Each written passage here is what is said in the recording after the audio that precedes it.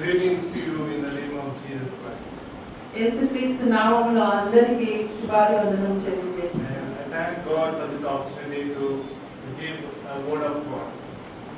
మొట్టమొదటిగా దేవునికి ఎంతో కృతజ్ఞత చెల్లిస్తున్నాను ఈ అవకాశం ఇచ్చినందుకు. And I thank our pastor and I thank everybody for this opportunity. దేవునికి మరియు పాస్టర్ గారికి అలాగే సంఘస్థులందరికీ కూడా కృతజ్ఞతలు చెల్లిస్తున్నాను. And today is the first week of Sabbath of this year. ఈ సంవత్సరం అంతట్లో ఈ మొట్టమొదటి సబ్బాతు దినం అండి కదా. And I wish you happy new year again. అందరికి కూడా నూతన సంవత్సర శుభాకాంక్షలు తెలియజేస్తున్నాను. Today my topic is about faith. ఈ రోజు నా అంశం ఏంటనగా విశ్వాసం. And I encourage everybody, if you have a pen and paper, you can just write it down the scriptures so that you can go and read at your home. మీకు pen paper ఉన్నట్లయితే చెప్పిన ప్రతి వాక్యం కూడా రాసుకొని ఇంటికి వెళ్ళి మరి ధ్యానించుకోమని నేను చెప్తాను. So in the faith we have 5 topics today. ఈ రోజు విశ్వాసం గురించి 5 విషయాల గురించి నేను చెప్తున్నాను. So first one is the definition of faith. మొట్టమొదటిగా విశ్వాసం అంటే అర్థం ఏంటి? How do we get faith? విశ్వాసం మనం ఎలా తెచ్చుకోగలుగుతాం? And how we are saved by faith? విశ్వాసం ద్వారా ఎలా రక్షింపబడతాం? And who are the warriors of Bible of faith? విశ్వాస వీరులు ఎవరు బైబిల్ గ్రంథంలో? And finally, how important is faith in our daily lives? మన అనుదిన జీవితంలో విశ్వాసం యొక్క ప్రాముఖ్యత ఏంటి? So we will discuss these 5 topics in brief and we will have right insight.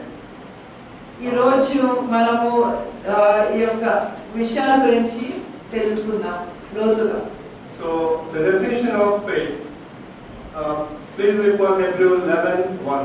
విశ్వాసం యొక్క అర్థం గురించి హెబ్రీయులకు రాసిన పత్రిక 11వ అధ్యాయం 1వ వచనం చదువుతారా?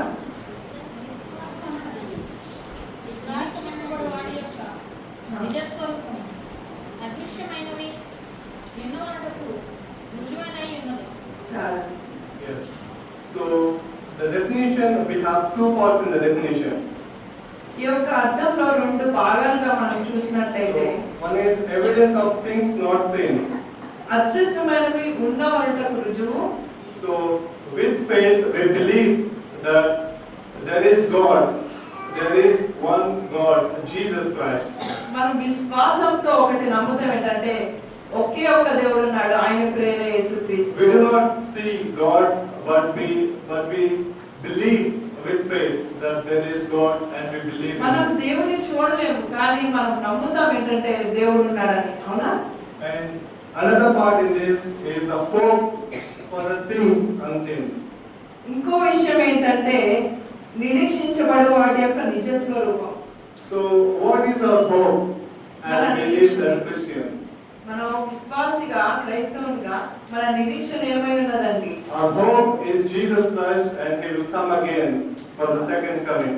మన నిరీక్షణ ఏంటంటే యేసుక్రీస్తు రెండో రాకడలో రానై ఉన్నాడనేది. So these 2 things comprise as one word as faith. ఈ 2 విషయాలు కలిపి విశ్వాసముగా పరిగణించబడుతుంది. One is hope ఒకటి నిరీక్షణ, and evidence of things not seen. రెండవది అదృశ్యమైనవి ఉన్నవటకు రుజువు. Yes, this is the definition of faith. ఇది విశ్వాసముగా అర్థం అండి. So how do we get faith?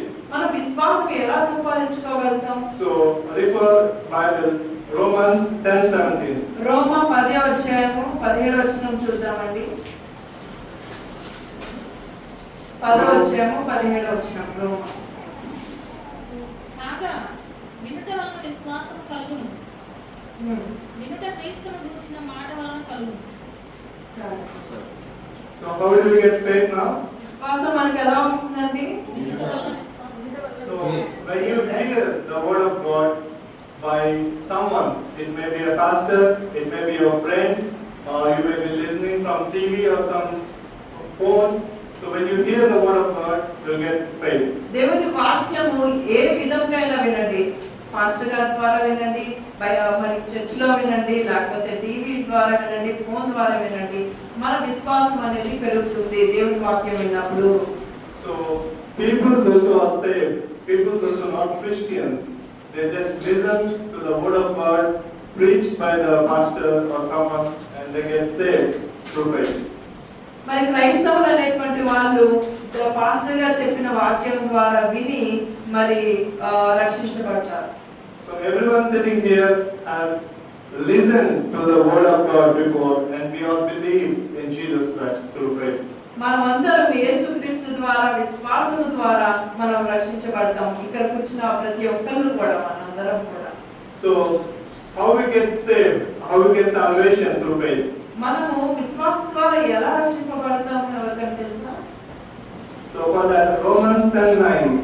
దానికి రోమ పత్రిక 10:9 చదవండి. యేసు ప్రభు అని అదేమనగా యేసు ప్రభు అని నీ నోటితో ఒప్పుకొని దేవుడు మృతుల్లో నుండి ఆయన లేపునని నీ హృదయమందు విశ్వసించిన ఎడల నీవు రక్షించబడదువు. It is clearly saying that if we confess that Jesus is the Lord, మనము నోటితో ఒప్పుకోవాలి దేవుడు యేసుక్రీస్తు దేవుడని, and believe in your heart, మన హృదయాల్లో నమ్మాలి. not just confessing that with mouth, కేవలం నోటి ద్వారా ఒప్పుకోవడం మాత్రమే కాదు, you need to believe with your heart. మన హృదయాంతరంగంలో ఆ ఒక నమ్మకం అనేది రావాలి. So when you have these two things, you believe and you confess with your mouth that రెండు Jesus విషయాలు Christ. మనం చూడొచ్చు. ఏంటంటే ఒకటి ఒప్పుకోవడము, ఇంకోటి హృదయాంతరంగం నుంచి మనము నమ్మడము. And you are saved. అప్పుడు మనం రక్షించబడతాం. So when we refer to Ephesians 2:8-9, మనం చూసినట్లయితే ఎఫెసీయులకు రాసిన పత్రిక 2వ అధ్యాయము 8వ వచనం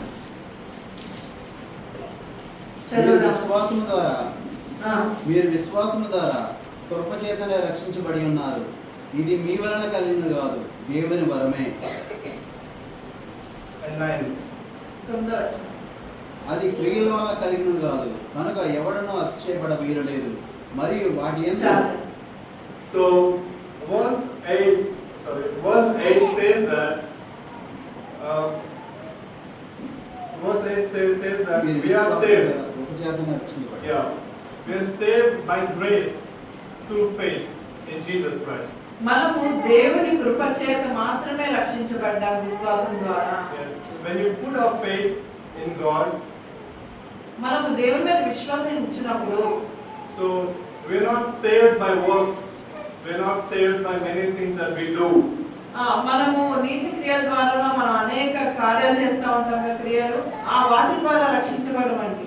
But grace is a gift of God. కృప అనేది దేవుడు ఇచ్చే బహుమానము. So this, by the grace we are saved through faith in Jesus Christ.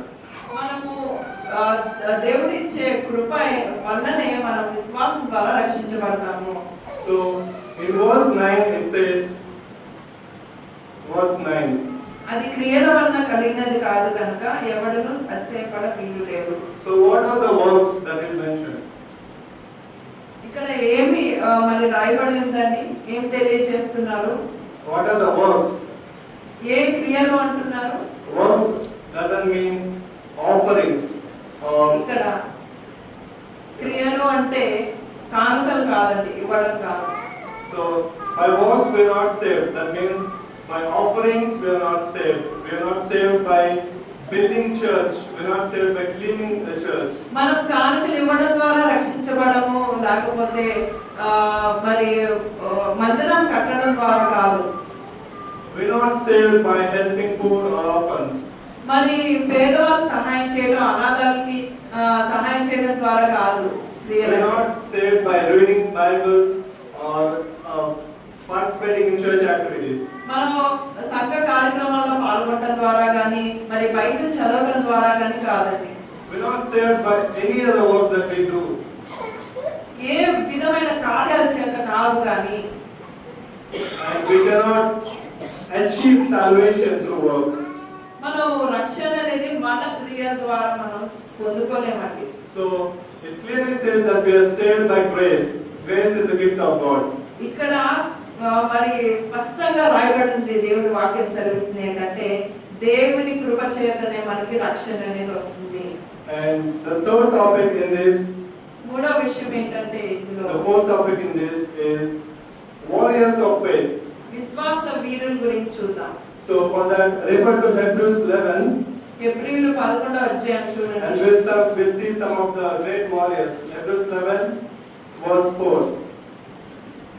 11వ అధ్యాయం 4వ వచనం చదువుదాం. విశ్వాసమును బట్టి ఆ, హేబేలు కయ్యను కంటే శ్రేష్టమైన బలి దేవునికి అర్పించిన దేవుడు అతన్ని అత్తను గూర్చి సాక్ష్యం ఇచ్చినప్పుడు అతడు So when we see Abel and Cain offer two different offerings, ఇక్కడ హేబేలు కయీను రెండు విధమైనటువంటి అర్పణలు దేవుడికి అర్పించారు. but whose offering was accepted by God?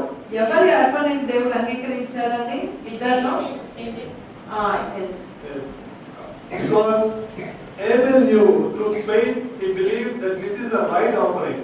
హేబేలుకి తెలుసు విశ్వాసం ద్వారా ఇదే సరైనటువంటి అర్పణ అని హేబేలుకి తెలుసు. Cain didn't have faith, so he did not offer a favorable offering to God. కయీనుకి అంత విశ్వాసం లేదండి కాబట్టి అంత శ్రేష్టమైన అర్పణ So through దేవుడికి faith, Abel offered a right offering and God accepted it. కాబట్టి విశ్వాసం ద్వారా హేబేలు గొప్ప అర్పణ శ్రేష్టమైన అర్పణ దేవుడికి ఇచ్చాడంట. Verse 7. 7వ వచనం కూడా చదువుతాం. విశ్వాసమును బట్టి నోవాహు అది వరకు చూడని సంగతులను గురించి దేవుని చేత హెచ్చరించబడి భయభక్తులు గలవాడై తన ఇంటి వారి రక్షణ కొరకు ఒక ఓడను సిద్ధము చేసెను. అందువలన అతడు లోకము మీద నేరస్థాపన చేసి విశ్వాసం బట్టి తప్పలు నీతికి వారసుడాయను. Yes. We all know Noah. అందరికి నోవా గురించి తెలుసు కదండి story.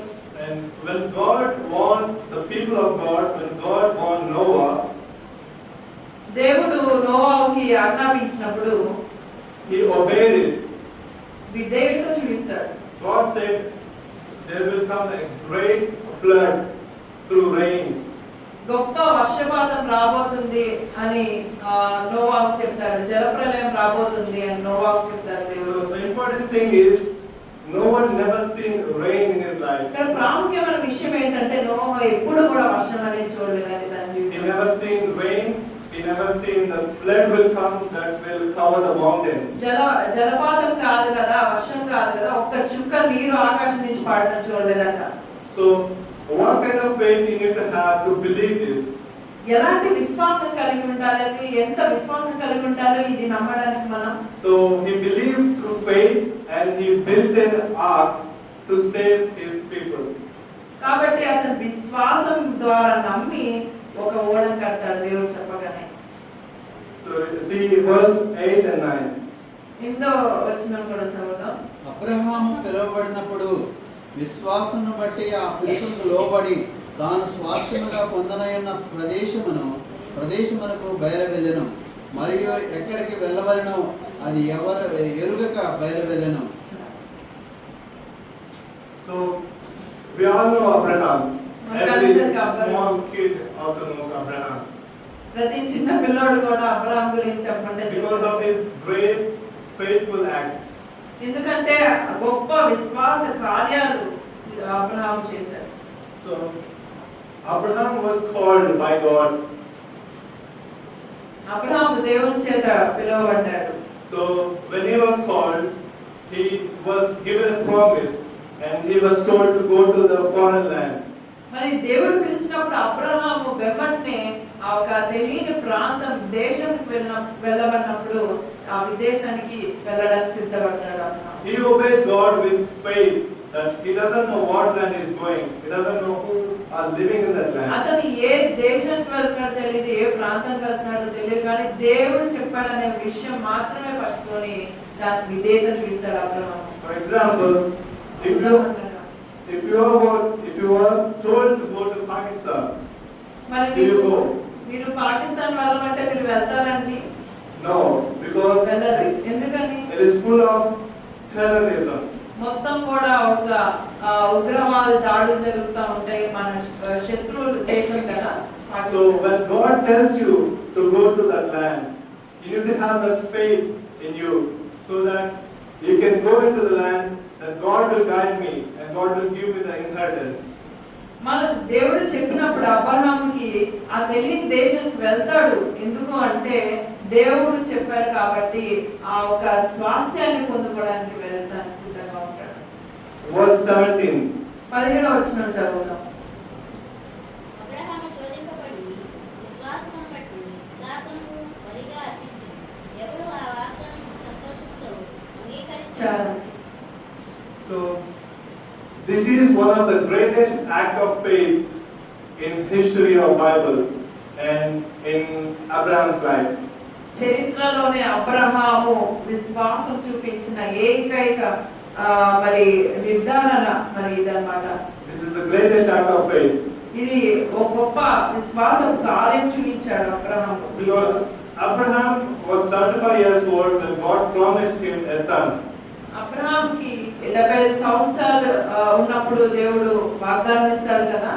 And when he was 100 years, he got a son. అంటే 100 సంవత్సరాలు ఉన్నప్పుడు అబ్రహాంకి అంటే 25 సంవత్సరాల తర్వాత ఆ వాగ్దానం నెరవేర్చబడుతుంది. And after 100 years, he got a son, and God told him, his Isaac, the child of Abraham, to be sacrificed. 100 సంవత్సరాల తర్వాత పుడితే దేవుడు మరి ఒకగానొక కుమారుని నాకు బలిగా ఇవ్వు అని దేవుడు పరీక్షిస్తాడు, చెప్తాడు Abraham. Abraham didn't hesitate. Abraham మరి సంకోచించలేదండి. So when we ask our children to go to Sabbath school or something, we sometimes hesitate. When we dedicate people to church, we sometimes hesitate. మనం కొన్నిసార్లు పిల్లల్ని మరి సెవెంత్ డే మరి Sabbath school పంపించడానికో లేకపోతే చర్చికి పంపించడానికో మనం సంకోచిస్తూ ఉంటాం, వెనకడుగు వేస్తూ ఉంటాం.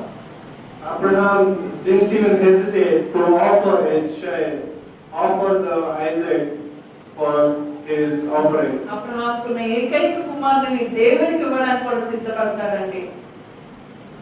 Because Abraham believed, everybody have to understand this point.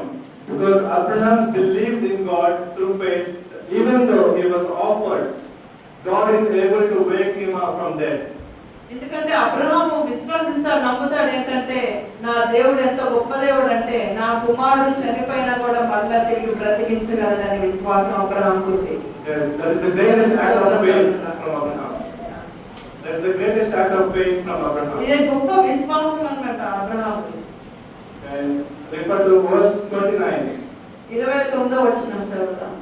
విశ్వాసమును బట్టి వారు పొడి నేల మీద నడిచినట్లు ఎర్ర సముద్రంలో పడి నడిచిపోయేది. ఐగుప్తీయులు అలాగ చేయచూచి మునిగిపోయేది. So we know Moses, what great things he have done in God through faith. మనకందరికి మోషే చేసినటువంటి అద్భుత కార్యాలు దేవుని ద్వారా తెలుసు కదండి. And this is the greatest act of faith he has done by parting the Red Sea into two. మరి ఎర్ర సముద్రం పాయలు చేసేటువంటి విశ్వాసం కనబరిచాడు మోషే. So he parted the sea into two parts and people walked on the dry land. ఆ ఒక ఎర్ర సముద్రం పాయలు చేయగా ఇశ్రాయేల్ ప్రజలు 6 నెలలు నడిచారంట. So whoever has believed in God has walked through the sea on the dry land. ఎవరైతే దేవుని మీద విశ్వాసం ఉంచారో దేవుని ప్రజలైనటువంటి ఆ ఇశ్రాయేల్ ప్రజలు ఆ ఒక 6 నెలల మీద సముద్రం మధ్యలో నడిచారన్నమాట. But the Egyptians had no faith in God. They were ఐగుప్తు drowned. ప్రజలకి దేవుని యందు గాని దేవుని మీద గాని ఎటువంటి విశ్వాసం లేదు వాళ్ళకి. So they were drowned in the Red Sea and died. వాళ్ళు అవిశ్వాసం చేతనే దేవుని మీద నమ్మకం లేకపోవడం చేతనే ఆ ఒక ఎర్ర సముద్రంలోనే మునిగిపోయారన్నమాట. Verse 30. 30వ వచనం చదువుదాం. విశ్వాసమును బట్టి 7 దినముల వరకు ప్రదక్షిణము చేయబడిన తరువాత ఎరుకో గోడలు కూలెను. Yes. Who are these people that encircle the Jericho walls? ఎవరంటే ఈ ప్రజలు ఎరుకో చుట్టూ మరి ప్రదక్షిణ చేస్తారు, ఎవరైనా చెప్తారా? Yes. ఇశ్రాయేలు దేవుని ప్రజలు. And what time they have encircled? What is the period of this time?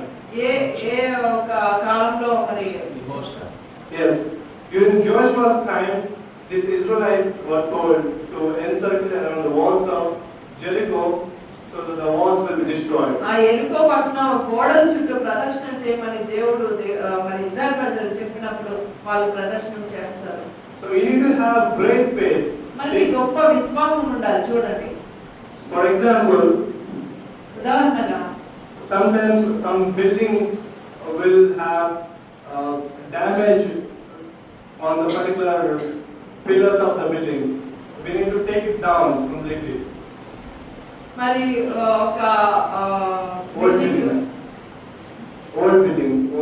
మరి పురాతనమైనటువంటి కట్టడాలు ఏవైతే ఉన్నాయో బిల్డింగ్స్, అవి మరి పునాదులు లేకపోతే అవి కూలిపోతాయి కదా.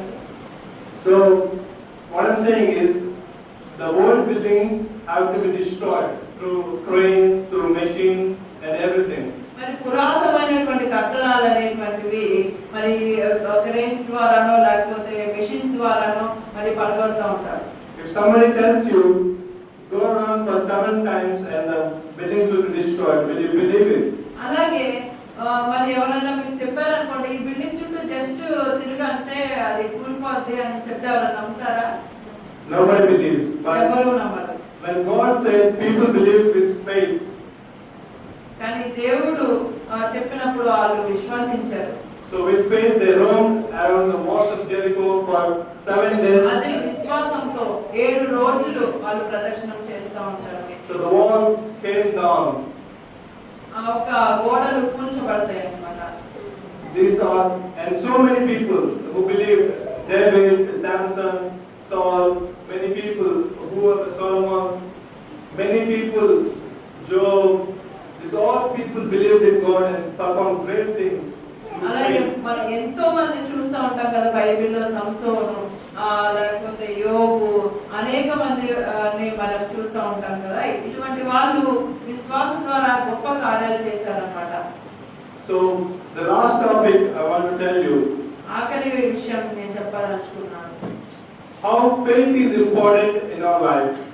విశ్వాసం అనేది మన జీవితంలో, అనుదిన జీవితంలో ఎంత ప్రాముఖ్యం, ఎంత చెప్పదలుచుకున్నాను. James 2:17. యాకోబు రాసిన పత్రిక 2వ అధ్యాయం 17వ వచనం చూద్దాం. అలాగే విశ్వాసము క్రియలు లేనిదైతే అది ఒంటిగా ఉండి మృతమైన దగును. Yes. So if we have faith, we need to have some acts. We need to perform some actions of faith. మనకు విశ్వాసం ఉన్నట్లయితే మనం క్రియల ద్వారా దాన్ని చూపించాలన్నమాట. So it does not account if you say I believe in God, but if your actions are zero and it is dead. మనకి దేవుడి మీద విశ్వాసం ఉంది, నాకు అప్ప ఎంతో నమ్మకం ఉంది దేవుడు అంటే అని చెప్పి మన క్రియలు అసలు సున్నాగా ఉన్నట్లయితే అది విశ్వాసం కాదండి. So the acts without faith is dead. మరి విశ్వాసం, క్రియలు లేని విశ్వాసం మృతం అని చెప్తుంది వాక్యం. So how do we use faith in our daily lives? మన విశ్వాసము అనుదిన జీవితంలో ఎట్లా ఉపయోగించగలుగుతాం? First, to overcome our problems. How do we use faith to overcome our daily problems? మన అనుదిన సమస్యల్ని ఎదుర్కోవడానికి విశ్వాసాన్ని ఎలా వాడాలి? So refer to 1 Peter 1 పేతురు చూద్దాం. 5:9. 5వ అధ్యాయం 9వ వచనం చదువుదాం. 1 Peter 5:9. 1 పేతురు 5వ అధ్యాయం 9వ వచనం. మీ సహోదరులందు ఏ విధమైన శ్రమలేవో నెరవేర్చున్నవని ఎరిగి విశ్వాసమందు స్థిరులైన వారిని ఎదిరించుడి. Yes. So wherever you see, even the rich, poor, educated, uneducated, everybody has to face problems in this world. మీరు ఎక్కడ చూసినా కూడా, ఏ కుటుంబంలో చూసినా, ఎక్కడ చూసినా, ధనవంతులు కావచ్చు, పేదవాళ్ళు కావచ్చు, ప్రతి ఒక్కరు సమస్యలు ఎదుర్కోవాల్సిందే. Everybody has to suffer problems. ప్రతి ఒక్కరు కూడా సమస్యని ఎదుర్కొనే ఉంటారు కదా. So the Bible tells us that we suffer in this world. We suffer many things like other people in this world. మరి వాక్యం సెలవిస్తుంది ఏంటంటే మనం ఇతరులాగా అనేకమైనటువంటి శోధనలు ఎదుర్కొన్నాం. So this verse says, resist the devil దేవుని వాక్యం చెప్తుంది అపవాది ఎదిరించమని చెప్తుంది. and steadfast in faith. దేవుని యందు విశ్వాసమందు స్థిరంగా బలంగా నిలకడగా ఉండమని చెప్తుంది వాక్యం. So when we are steadfast in faith and resist the devil, we can overcome problems in our lives. ఎప్పుడైతే మనం విశ్వాసం ముందు నిలకడగా స్థిరులైనప్పుడు మనం సమస్యల్ని కూడా జయించగలిగే శక్తి దేవుడు ఇస్తాడు. హల్లెలూయా. 2 Corinthians 4:8. 2 కొరింథీయులు 4:8 చూద్దాం.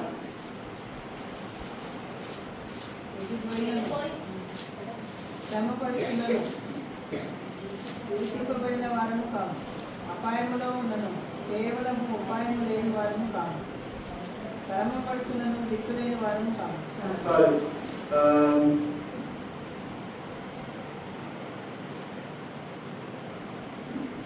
2 Chronicles 4:8.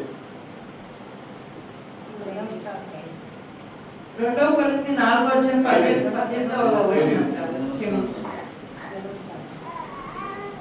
2 కొరింథీ 4:18 అదే అధ్యాయంలో 18వ వచనం చదువు. మాత్రముందు ఆ. మా చులకన శ్రమ మా కొరకు అంతకంతకు ఎక్కువగా నిత్యమైన మహిమ భారము కలుగజేయుచున్నది. ఏలయనగా దృశ్యమైనవి అనిత్యములు, అదృశ్యమైనవి నిత్యములు. క్షణమాత్రముందు మా చులకని శ్రమ మా కొరకు అంతకంతకు ఎక్కువగా నిత్యమైన మహిమ భారమును కలుగజేయుచున్నది. ఏలైనగా దృశ్యమైనవి అనిత్యము, అదృశ్యమైనవి నిత్యము. Yes. When we look at things, we are troubled by the problems and temptations in our lives. మనం చూసినట్లయితే మన జీవితంలో అనేక విషయాలు మనం శోధింపబడుతున్నాం, సమస్యలు ఎదుర్కొంటున్నాం. So we are suffering so many things, and these are temporary things. This does not stay for whole మనకి ఈ life. శోధన శ్రమలు అనేటువంటివి శాశ్వతమైన ఉండేవి కాదు, తాత్కాలికమైనవే. So we should not concentrate on these temporary things, but concentrate on the permanent things, eternal things. ఈ యొక్క తాత్కాలికమైనటువంటి ఈ శ్రమల మీద శోధనల మీద మన దృష్టి ఉంచడం కాదు కానీ నిత్యమైన ఉన్నటువంటి వాటి మీద దృష్టి ఉంచాలి. Because these temporary things are seen in this world, but the permanent things are not seen. These are eternal, given by God. మరి ఈ తాత్కాలికమైన వాటిని మనము చూసేటువంటివి అనిత్యములని చెప్తుంది. మరి ఏవైతే మనం చూడనటువంటివి అదృశ్యమైనవి నిత్యములని దేవుని వాక్యం సెలవిస్తుంది. కాబట్టి Ephesians 6:16. ఎఫెసీలో 6:16 చూద్దాం. 6:16. 6:16 వనియుగాక విశ్వాసమును దారి పట్టుకును దానితో మీ దృష్టిని అగ్నిబాణములన్నిటిని ఆర్చుటకు శక్తిమంతులవుదురు. చాలు. So with faith, we believe that faith is a shield that will protect us from the fiery darts of the devil. విశ్వాసం అనేది ఒక దారుగా ఒక కవచం లాగా పనిచేస్తుందంట. So the fiery darts of the devil are the temptations, the trials, doubts, and sickness, and many things. He will release the arrows. ఒక అగ్ని బాణములు అపవాదేశ అగ్ని బాణములు దేనికి సాదృశ్యం అంటే మన సమస్యలకి, మన అనుమానాలకి, మన అవిశ్వాసానికి, మన శోధనలకి సాదృశ్యంగా ఉన్నాయి. So when we use faith as shield, మన విశ్వాసాన్ని ఒక కవచంలా ధరించినప్పుడు we can protect ourselves from the evil Satan's fire darts. మరి అపవాది వేసే అగ్ని బాణం నుంచి మనం తప్పించుకోగలుగుతాం, రక్షించబడతాం. So we have discussed how to overcome problems, how to protect ourselves from the fire darts of the devil. మనం ఎట్లా రక్షించబడతాము, అట్లాగే ఆ అపవాది తంత్రాల నుంచి ఎలా రక్షించబడతాం మనం తెలుసుకున్నాం కదా. And how do we use faith to receive the things that we are praying for? మన ప్రార్థన చేసేటప్పుడు విశ్వాసాన్ని ఎలా వాడాలి, మనకు కావాల్సిన మనం ఏది కోరుకుంటున్నామో దేవుని నుంచి మనం ఎట్లా విశ్వాసాన్ని వాడాలో చూద్దాం. Mark chapter 11:24. మార్క్స్ సువార్త 11:24 చూద్దాం.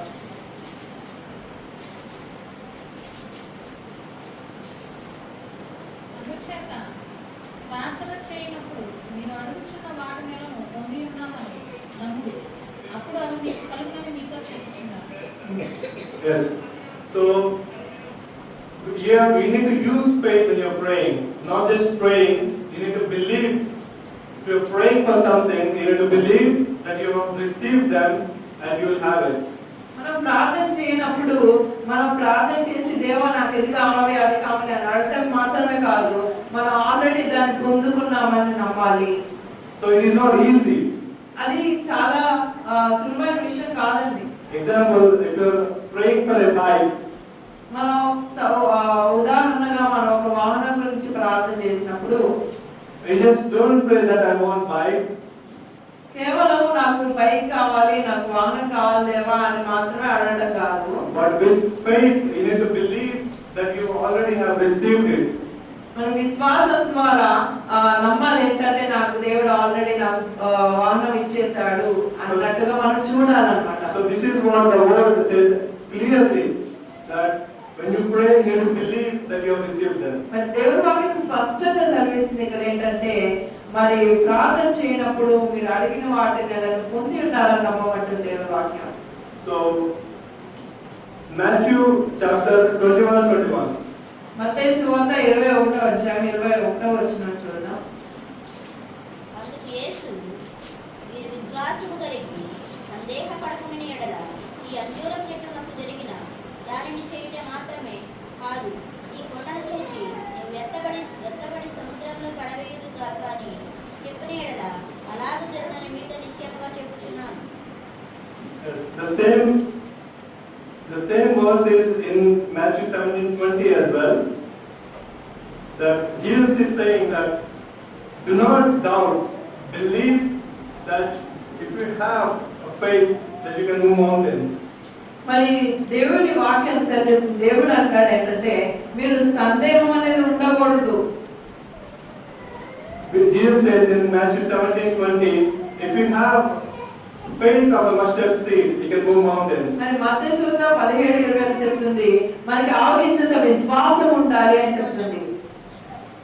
Saying that how small is mustard seed? ఆవగించే ఎంత చిన్నగా ఉంటుందండి. You cannot even see it from a distance. మనం దూరం నుంచి దాన్ని చూడగలుగుతామా ఆవగించి అక్కడ ఉంది అని. So it is very small. So you need to have a little faith that can move mountains. మరి చిన్న విశ్వాసం అంట కొండల్ని కదిలించగలిగే శక్తి ఉందంట. Faith doesn't mean believing, but it is complete believing that Jesus Christ will perform miracle.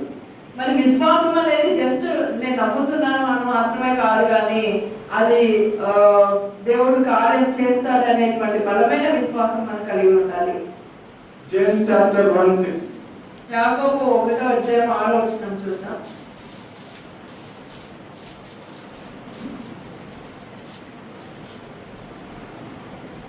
అయితే అతడు ఏ మాత్రమును సందేహింపక విశ్వాసంతో అడగవలెను.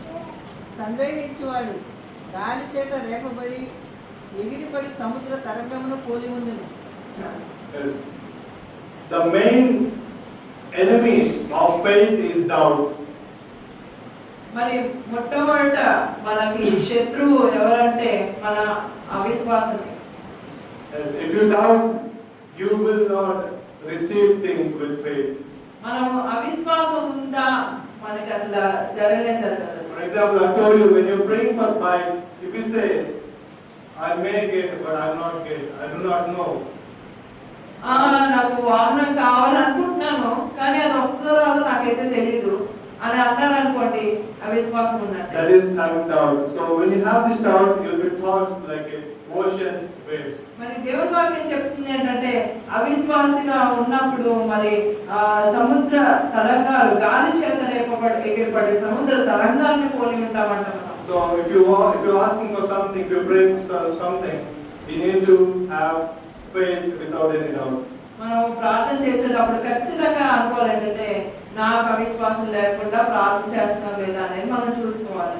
So my last topic in this is, I'm closing in 2 minutes. Yes, I just want to tell you what is the ultimate goal of faith. మరి ఆఖరి విషయం నేను చెప్పదలుచుకున్నాను. మరి విశ్వాసం యొక్క ప్రాముఖ్యత ఏంటి, ప్రధానమైనటువంటి విషయం ఏంటి, Ultimate goal, final. మరి అంతిమ మరి ఆ గోల్ ఏంటి? Hebrews 12, ఫిబ్రవరిలో 12వ అధ్యాయం Hebrews 12, 1 to 2. ఇంత గొప్ప సాక్ష్యం మేఘం వలె మనల్ని ఆవరించినందున మనము కూడా ప్రతి భారము సులువుగా పెట్టుకుంటున్న భావనను విడిచిపెట్టి విశ్వాసమునకు కర్తయు దాన్ని కొనసాగించేవాడునైన యేసు వైపు చూచుచు మన ఎదుట ఉంచబడిన పందెంలో ఓపికతో పరిగెత్తుదుము. Yes. So, when we see, it is clearly saying that we have to run a race in this world. మన ఒక అంతిమ లక్ష్యం గురించి చెప్దాం అనుకున్నాం కదా. అయితే దేవుని వాక్యం చెప్తుంది ఆ ఒక మనం అందరం కూడా పరుగు పందెంలో పాల్గొనాలట. So, the race symbolizes the Christian life. ఆ పరుగు పందెం అనేది దేనికి సాదృశ్యం అంటే క్రైస్తవ జీవితానికి సాదృశ్యం. So, in this race, we will have many struggles, many persecution, and diseases, everything. మన క్రైస్తవ జీవితంలో ఎన్నో శోధనలు, ఇరుకులు, ఇబ్బందులు, మరి అనేకమైనటువంటి వాటిని ఎదుర్కొంటా ఉంటాం కదా. So, God says we need to have endurance in this race. దేవుడు చెప్తాడు మనకి ఈ యొక్క పరుగు పందెంలో ఓపిక కావాలి. And if we overcome this all things through faith, we can once receive His glory. మనం ఈ శ్రమలన్నింటినీ కూడా ఎదిరించగలవాళ్ళు అధిగమించిన ఎడల మనము దేవుని యొక్క మహిమను పొందుకుంటామంట. Because Jesus is the author and finisher of faith. ఎందుకంటే యేసుక్రీస్తు మరి విశ్వాసం కర్త దాన్ని కొనసాగించేవాడై ఉన్నాడు అన్నమాట. So what is the reward of finishing this race? మరి ఈ యొక్క పరుగు పందెం యొక్క బహుమానం ఏంటండి? Can anyone tell? What is the ఎవరైనా reward? చెప్పగలుగుతారా ఈ యొక్క పరుగు పందెం యొక్క నిత్య జీవం. Exactly. So the final reward of finishing this race is eternal life. మరి ఆఖరి యొక్క బహుమానం ఏంటంటే ఈ యొక్క పరుగు పందెం ముగించడానికి గల బహుమానం ఏంటంటే ఈ యొక్క దేవుని యొక్క పరలోకం అన్నమాట. So the final verse is 2 Timothy 4:7-8. 2 Timothy 4:7-8. 4వ అధ్యాయం 7వ వచనం చదువుతాం. 7:8. మంచి పోరాటము పోరాడుతుంది, నా పరుగు కడముట్టించుకుని విశ్వాసము కాపాడుకుంటుంది. ఇక మీదట నా కొరకు నీతి కిరీటం ఉంచబడి ఉన్నది. ఆ దినము Continue. నీతి గల న్యాయాధిపతి అయిన ప్రభువు అది నాకు మాత్రమే కాకుండా తన ప్రత్యక్షతను అపేక్షించే వారికి అందరికీ అనుగ్రహించును. So what a wonderful reward is waiting for us after we finish this race. ఎంత గొప్ప మరి బహుమానం మన కోసం వేచి ఉందండి. మనం ఈ పరుగు పందెం ముగించిన We will తర్వాత have crown of life, we have everlasting life with Jesus Christ. మనకి నీతి కిరీటం ఉంచబడింది, నిత్య జీవితం ఉంచబడింది పరలోకంలో. So everybody, I encourage everybody, even if you have trials, temptations, diseases, do not leave the faith. Believe in Jesus Christ and finish the race. నేను ప్రతి ఒక్కరు చెప్తున్నా ఏంటంటే మీరు శ్రమలో శోధనలో వచ్చినప్పుడు కూడా మీరు సహించగలిగి ఓపికతో పరిగెత్తిన ఎడల, దేవుని యందు నిరీక్షణతో పరిగెత్తిన ఎడల మనకి నీతి కిరీటం ఉంచబడి ఉంటుంది. This new year, ఈ యొక్క నూతన సంవత్సరంలో if you are not yet saved, ఇంకా మీరు రక్షించబడినట్లయితే, Bible says we are saved by the grace of God. Bible చెప్తుంది మీరు విశ్వాసం ద్వారా రక్షించబడ్డారని. Faith in Jesus Christ. మరి దేవుని యందు విశ్వాసము, So you need to believe and confess with your mouth that Jesus Christ is యేసుక్రీస్తు Lord. నిజమైన దేవుడని నమ్మి విశ్వసించిన ఎడల మీరు With రక్షించబడ్డారు. your whole heart. హృదయాంతరంగం నుంచి Through faith you are saved. మీ పూర్ణ హృదయంతో విశ్వాసం ద్వారా మీరు And the రక్షించబడ్డారు. reward is everlasting life, heaven with Jesus Christ. ఆ ఒక బహుమానం అనేది నిత్య జీవము మరి నీతి కిరీటము మనకి ధరింపజేయబోతున్నాడు మన దేవుడు. Lord will bless this word. Amen. దేవుడి ఈ వాక్యాన్ని ఆశ్రయించి అనేకులకి